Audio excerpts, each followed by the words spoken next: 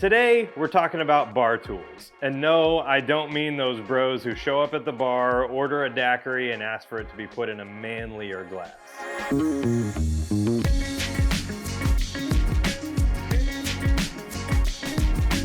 So every once in a while, I hear from people who see my videos and let me know they think the cocktails look delicious, but there's no way they're ever gonna make those drinks because they just don't have all the complicated equipment. So today we're gonna talk through a few things that you definitely never need, a few things that are helpful, and a few things that you really should invest in if you wanna up your cocktail game.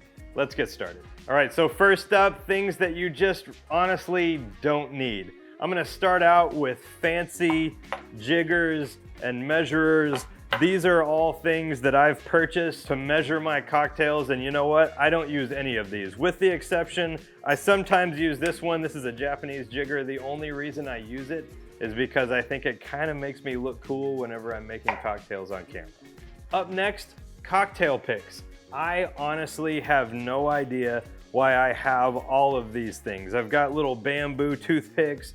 I've got these fancy umbrellas that honestly I just stole from the local snow cone place. And then I've got all these little different kinds of metal picks that I can use to stab, citrus and olives and stuff like that. They look pretty, they're cool, they're fun if you're trying to take Instagram photos, but otherwise, if you're just trying to make good drinks, they're completely useless.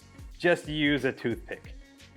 Up next is all these weird ice type things, like these whiskey stones. I mean, okay, yeah, they're kind of cold, but like if you want your whiskey cold, either keep it in the freezer or just put it on ice. There's nothing wrong with putting a little bit of ice in your whiskey. It not only chills it, but it also kind of opens it up and you can taste more of the flavors. But things like whiskey stones and these weird half ice cube triangle things, and honestly, the worst refrigeration thing I know of is this weird beer chiller. So the idea is you stick this in there, which by the way, I mean, come on. Well, just watch. You're supposed to take a sip and then you drop this in here and look what happens. Immediately, it just starts pouring all over the place. One of the dumbest products I've ever purchased. Oh, and once it stops foaming and spewing out of the top, this thing is still so cold that it'll literally freeze to your lips. It's just so weird. Okay, up next, let's talk about some of those tools that are helpful to have, but not 100% necessary if you don't want to spend the money. First of all, let's talk about mixing spoons. Now, as you can see, I've got a few different ones. They're honestly pretty similar. This one used to have that little red end.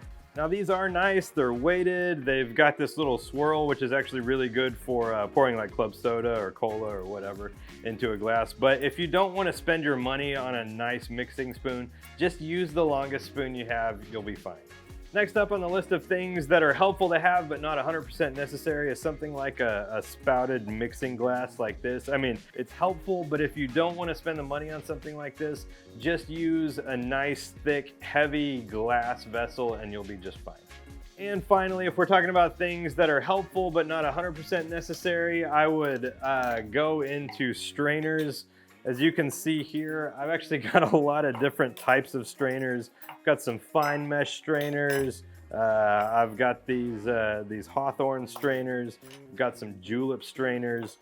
You definitely need something that you can use to strain out your cocktails, whether you're shaking it or stirring it. If you only want to get one strainer, I would recommend something like this. This is a Hawthorne strainer. It works just as good as this. But actually, honestly, a little bit better because you've got these springs that help to, stop citrus pulp and little bits of ice and things like that. And finally, our last category is things that, in my opinion, are kind of sort of non-negotiables. So number one, I know earlier I said that you don't need a whole bunch of fancy jiggers and measures and that sort of thing. That's 100% true. You do need just something to measure. So I like to use this OXO Good Grips. It's a graduated measurer. It's got a bunch of different measurements there. So all you have to do is pour to whatever line you want and pour it in. Whenever you're making cocktails, it is vitally important that you're able to measure and repeatably make the same thing over and over. And something like this is the perfect, affordable way to make that happen. Up next, you do need some sort of shaker. This isn't something that you can just put two pieces of glass together. You could break them, you could hurt yourself, you could ruin the drink. There's all kinds of dangerous things that could happen if you're not using an actual shaker. So I like to use a Boston shaker. It's got a big one and a little one. They're weighted. They fit in together nicely like this. You shake it up, and then you can actually just kind of strain it out just like this. It's pretty easy, it's versatile, and in my opinion, it's one of the most valuable tools that I use in my home bar. And finally, I know that you've seen me using all kinds of crazy glasses. I mean, I've used this pirate mug a couple of times. You know, I've got a gold rimmed glass and all these other things, but really, you don't need all of that stuff, but you do need a little bit of glassware. Drinking cocktails out of weird plastic cups, you just don't do it. So in my opinion, there's really only two glasses that you need to get started. Something like this, a nice heavy bottom rocks glass. You can make, I mean, probably 70% of the cocktails I make, I just put them in this, whether it's a big cube or a couple of small cubes.